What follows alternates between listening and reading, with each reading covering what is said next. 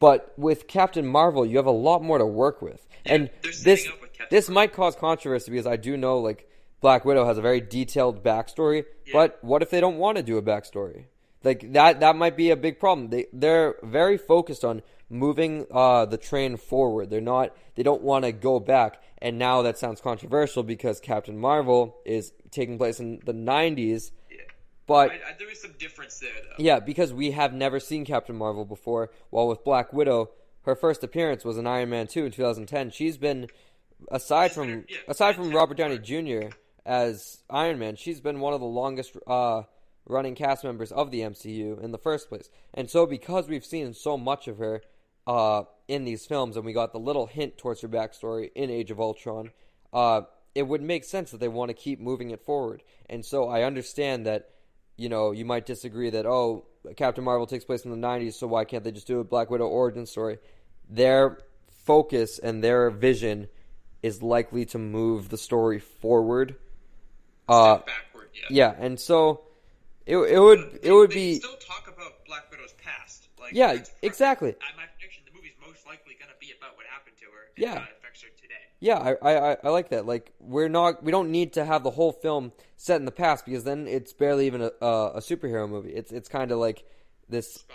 Yeah, well, not just spy. We've already heard what happened. We don't need to Yeah. be retold. And yeah, some flashbacks sprinkled in here and there I think would work perfectly. Another thing I'm interested in is if we're going to get Hawkeye in this movie because, I'd say so. I don't get me wrong, I don't need it to be like a very shared spotlight between Black Widow and Hawkeye. I think fans clamor way more for Black Widow, but to have Hawkeye as a nice side character, I think that would work great.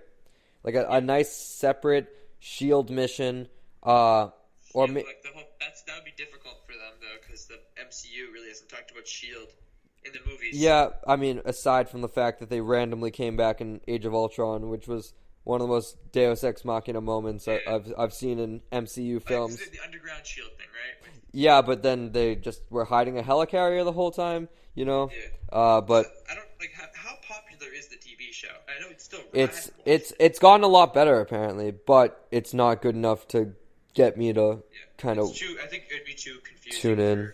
For, movie because I don't watch that. I don't want to watch the Netflix shows. That's about it. Yeah, I've never been big on Agents of S.H.I.E.L.D. I was when it first came out because I was obsessed with like anything Marvel because back then they were doing only 1 to 2 films a year. So when I heard there was a weekly TV show, I was all on that. But it's not anything special. I have watched an episode here and there sporadically because it's on. I couldn't get in. It's on or it was on Netflix, but I would only go through the ones where either Lady Sif guest starred on one and Samuel L. Jackson as Nick Fury guest starred on one. So those were ones where I was like, I want to watch it because they're more directly tied to the MCU and the cinematic movies themselves. But when it's their own story, I don't care. Yeah, like the best you're gonna get in some episodes, like the big green guy.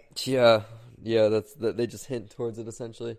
But wrapping up this story about Black Widow and her standalone movie gaining progress, I think it's very, very great to see them actually going forth with it. And once the Phase 4 announcement comes out, which should be pretty soon, I believe it'll come after. Actually, it probably won't come till after Avengers 4 because technically that's still going to be Phase 3, which is tough. Dang, because I really like those Marvel announcements. They always bring out like all the stops, and I remember when you like this. Yeah, and Phase 2 they brought out Chadwick Boseman like on the stage right then and there. That was the official like first look at him as Black Panther. But that's basically all my thoughts on the Black Widow movie news. I'm very excited, and yeah, hopefully the story gains more traction in the coming weeks. Definitely. All right, moving on to our next topic, staying within Marvel, actually staying within Disney now. There has been some breaking news as reported by Jeff Snyder. Deadpool 2 has moved up 2 weeks from June 1st to May 18th, which is 1 week before the Han Solo standalone movie arrives. This also led the Josh Boone's New Mutants movie to move back 10 months from April 13th to February 22nd, of 2019. Finally, Gambit moves back from February 14th, 2019 to June 7th, 2019, making it a summer movie. Mike, if you need me to read any of those release dates again, because I know there was a lot of dates, I'm trying to focus on them myself, to be honest. I will, but just looking at them real quick, what do you think about these three big blockbuster movies getting moved around? So I'd say it's not good for Han Solo. Oh yeah, oh man. If they have more faith in a movie that they just got the rights to than a movie they've been working on for a while to put out, that's not good. Yeah, And that's. I do believe Deadpool will destroy Han Solo. Yeah, even in its second week, Deadpool will probably make a bigger splash because Disney's expecting Han Solo to bomb. But the one that got me the most was New Mutants because, like, I know you weren't crazy about this movie either. I believe New Mutants. Yeah. I just think I like how now superhero movies have transcended the idea of them being a superhero genre, and now they can go to different. Like, this is our first horror superhero movie, and that I just found that very interesting. Don't get me wrong, I'm not lining up to go see it, but I like that they're doing new things. But anyways, like, the way of the Western. Yeah, it's not common to have movies where I don't know if we're up to 2 trailers or we've already had a trailer. Some motion posters came out 1 or 2 weeks ago, and now it's getting pushed back 10 months. That's a long time. That sucks. Like, they might be planning something though. Yeah, but they might have to come out and talk about the future of the X-Men universe. Yeah, I do think something is needed because that's big news. And then Gambit moving another 5 months. This movie was supposed to filmed even. This movie was supposed to come out. No, it hasn't not been filmed. Yeah, that movie won't be. This movie was supposed to come out in 2016. Like, I'm not even joking you. It was October of 2016 because I remember reading a report that this would be the first year that there would be 3 X-Men movies. Deadpool in February, X-Men Apocalypse in November, and then Gambit in October. And Gambit got pushed, and it got pushed, and it got pushed. And they recently, it's not one of our main stories, but Gore Verbinski, the slated director of Gambit, just left. And they've gone through so many different directors. I remember Rupert Wyatt was attached at one point. Director of, Tom Cruise, Live, Die, Repeat. What's his name? Oh my God, it's going to drive me crazy. But he was Doug Liman. Doug Liman was attached. Very acclaimed director. And he left as well. But, yeah, Gambit, I think they should just either scrap it completely. Yeah, scrap it. But maybe this is the first time Disney's had the reins, so maybe they'll get it going. And I don't know. Maybe that's their jump into the X-Men universe. Yeah, maybe Gambit is like the first officially integrated MCU X-Men movie. That'd be interesting. We'll see in the coming weeks. All right, moving on to our next topic. We did have 2 new horror trailers over the course. I don't know how recent they were. I forget, but over the course that we were gone. One for Slender Man and one for Truth or Dare. And, oh boy. Both of these were terrible.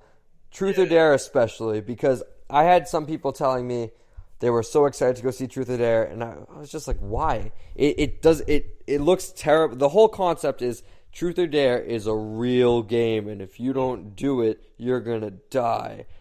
This is a movie that's being made. I can tell. It's for kids. It's not a single named actor in this movie with past recognition. Yeah, it's gonna be made for $5 million. It's gonna get some sort of teen following in weeks before it, and it's gonna make $16 million opening weekend, and then everyone's gonna be all excited because it actually made some sort of money. And just movies like this just make me angry. Yeah. That's all we're gonna talk about with Truth or Dare. Slender Man, I think, is a really cool concept. 5 years too late. Yeah. like, oh, man, I used to be so scared of like that game and just the concept of like this faceless figure in a suit, and I thought it was like pretty cool. And now just it's too late, and two, I think they're just dropping the ball with what they could do with this type of movie. It doesn't even like look good. It just looks shitty. It looks so mediocre. It's also kind of like, I don't know, the whole Slenderman stabbing thing. You know about that, right? Not really. What was it? Girls that like attempted murder their friend because they said Slenderman told me to do it. Oh, jeez. Don't really think it's very appropriate for them to do like a movie on this because it's kind of weird. Yeah, no, it just doesn't make much sense to me. Let the bad guy. That was a 2012 kind of like creepy thing on the internet. And now it's 2018. They're like, we're gonna make a movie. Yeah, there are much scarier things out there than Slenderman these days. Make something original. Like Slenderman was original for 2012. It's been used to hell. Let's move on. Yeah. So with I don't that, think it's gonna make money because it's just so like old. I think it'll make some sort of money just because of the name of it, and I think people still like recognize Slenderman and will hear the name and they might go see it. But this, I don't remember exactly when it's being released, and I don't even care enough to look it up. But this is a very January release type movie, maybe even October if they're trying to get the Halloween buzz around it. But yeah, I just don't care much for this movie whatsoever. Same here. All right. So moving on to our main topic, we have the Golden Globes winners, and just we're gonna recap the show in general. Very feminist show. Yeah. And I thought it was good because I wasn't really I don't read much about the Golden Globes. Don't really care about it leading up because, as what Ricky Gervais joked about last year or the year before, whatever year it was, that like, oh yeah, I have a Golden Globe. I use it as a doorstopper. Like these, no one cares about these awards that much. It's the precursor to Oscars. Basically, what we're gonna do when we're going through winners is we're gonna see like what will carry over for Oscars, what nominees will carry over. That's really what the Golden Globes is for. Yeah, and all it is, it's just all a bunch of rich people, like at a dinner too. I just think the whole setup's kind of weird too. It's not an awards ceremony, like though it is, but it's not like the Oscars where you're watching something. There's no show. It's just like they're eating dinner and that's about it. Yeah, it's kind of weird. It's not funny. I thought his opening monologue was really funny. I guess. I went back and watched it on YouTube, and there were some jokes that I thought were hilarious when he said talking about how he's just a regular guy and how like they just got an average Joe to host the Oscars, and he goes, and I'm not even the most famous Seth in the building. Seth Rogen is, and then like everyone laughed at that, and then he was like, man, remember when he was causing trouble with North Korea?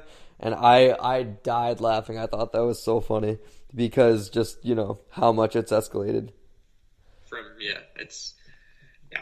want to get to the knobs and stuff and who won? Yeah, we'll go through that real quick. I will read.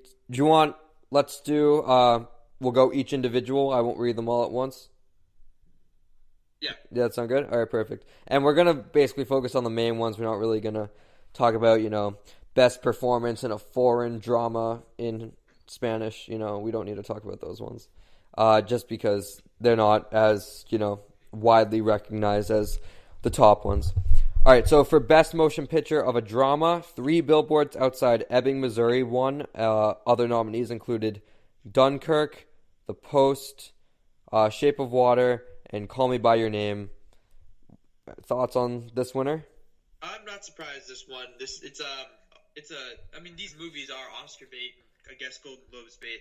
I think a lot of people that at least I read thought Call Me By Your Name was gonna win. Yeah, that's what the movie's about. It's the gay one, right? Where they fall in love.